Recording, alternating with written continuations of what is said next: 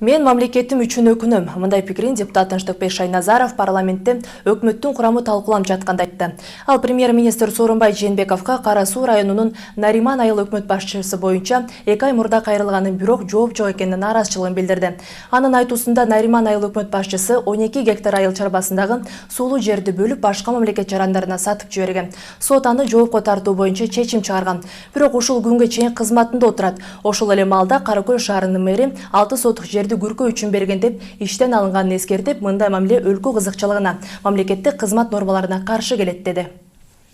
1 жылдан ашты Нариман айыл өкмөтүнүн башчысы мыйзамсыз Кыргызстандын 12 гектар жерин сатып, соттолуп, облус сот тарабынан ошол айыптоо өкүмү күчүнө кирип, бүтсө дагы азыркы күндө ал жумушта отурат. Кара Көл шаарынын акимин 6 сотик жерди туура эмес бир камокко берип койду деп жумуштан алдыңыздар.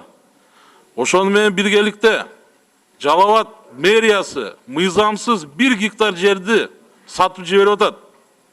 Сот тарабынан чечим чыгып атат. Бул мыйзамсыз, бул ГСИНга караган жер болчу. ГСИНга кайтарсын деп атат. Ага жок дегенде бир сөгүш жарыяланган жок. Таш көмүрдүн мэри мыйзамсыз кыймыл аракеттерин кылып, Таш көмүр шаарына канча деген зыян келтирсе, сот тарабынан ал жумуштан бошотулсун деген чечимдин чыкканына карабастан, ал бүгүнкү күндө иштеп атат.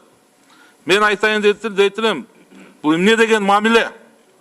Кыргызстандын кызыкчылыгына, Кыргызстандын жерине, мамлекеттүүлүккө бул эмне деген мамиле?